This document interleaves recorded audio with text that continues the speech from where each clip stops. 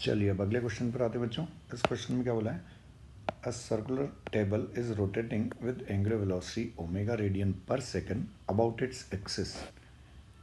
एक ये टेबल जो है ये इस तरीके से इसकी सर्कुलर टेबल है, ये अपने सेंटर के अबाउट ओमेगा एंगुलर वेलोसिटी से रोटेट कर रही है। ठीक, आगे क्या बोला है, there is a smooth groove along radial direction on the table. एक ग्रूव यहाँ पर बनाकर दिया हुआ है रेडियल डायरेक्शन में। रेडियल डायरेक्शन मतलब along the radius. A steel ball is gently placed at a distance 1 metre on the groove. एक स्टील की बॉल को यहाँ पर रख दिया बच्चों, कहाँ पर, सेंटर से 1 मीटर की डिस्टेंस पर। All the surface are smooth. If the radius of the table is 3 metre, the radial velocity of the ball with respect to table at the time ball leaves the table is x root 2 omega. अब देखिए ये ball पर क्या होगा, जब ये table rotate करना start करेगी ओमेगा से, तो बॉल पर एक फोर्स लगेगा बाहर की तरफ, जिसको हम बोल सकते हैं सेंट्रीफ्यूगल फोर्स।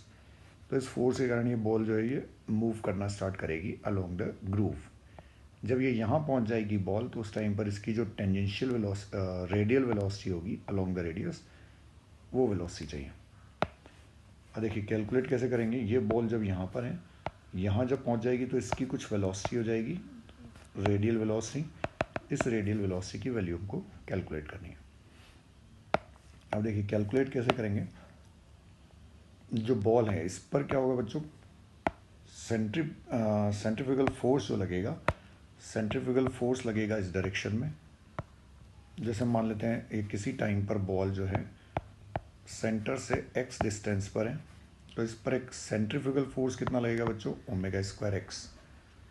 ये इस बॉल पर लगने वाला सेंट्रीफ्यूगल फोर्स हो जाएगा, ओमेगा स्क्वायर एक्स के बराबर। Sorry, acceleration, centrifugal acceleration omega square x. इस एक्सेलरेशन के कारण ये बॉल वेलोसिटी इसकी इंक्रीज होगी। तो देखिए हम लिख सकते हैं इस बॉल पर लगने वाला acceleration A equals to omega square X along the radius. अब देखिए एक्सेलरेशन एक्स की टर्म में दिया हुआ है, अब हमको वेलोसिटी चाहिए। तो हम जानते हैं एक्सेलरेशन से वेलोसिटी चाहिए, तो हमको क्या करना पड़ेगा बच्चों, इंटीग्रेशन करने के लिए एक्सेलरेशन को हमको कितना लिखना पड़ेगा, इसको लिखना पड़ेगा v/dx equal to omega square X. क्यों लिखना पड़ेगा एक्सेलरेशन को v/dx? एक्सेलरेशन को v/dx इसलिए लिखना पड़ेगा क्योंकि एक्सेलरेशन जो ये एक्स की टर्म में दिया हुआ है। अब यहाँ से हमको इंटीग्रेट करना है, तो v dv इक्वल्स टू कितना लिख सकते हैं बच्चों, ओमेगा स्क्वायर एक्स dx। इसको दोनों साइड इंटीग्रेट कर दीजिए। वेलोसिटी की लिमिट कहाँ से है, 0 से v। यहाँ पर वेलोसिटी जो है ये कितनी है, 0, और यहाँ पहुँचकर वेलोसिटी हो गई इसकी v। x की लोअर लिमिट कितनी है बच्चों, 1। ये यहाँ से चलना स्टार्ट कर रही है x इक्वल टू 1 से, और अपर लिमिट ऑफ x कितनी हो गई, 3। x equals to 3 is the upper limit. तो 1 से लेकर 3 तक इसको इंटीग्रेट करेंगे। इधर क्या हो जाएगा बच्चों, इसका integration v²/2, omega square is a constant. x का इंटीग्रेशन क्या हो जाएगा, x²/2। लिमिट कहाँ से कहाँ तक है बच्चों, लिमिट है 1 to 3। एक ये 2 से ये 2 कैंसिल, बचा कितना, v² equals to omega square.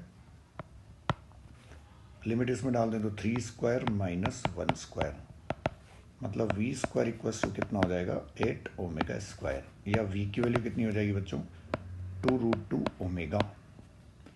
बस यही हमसे पूछाएगी, वेलोसिटी की वैल्यू अगर x√2 ओमेगा है तो what is the value of x। तो x की वैल्यू क्या हो जाएगी बच्चों, x की वैल्यू यहाँ पर हो जाएगी 2। तो यहाँ पर x जो पूछा इसने, x√2, तो x की वैल्यू क्या हो जाएगी, तो x की वैल्यू हो जाएगी 2। ठीक है बच्चों।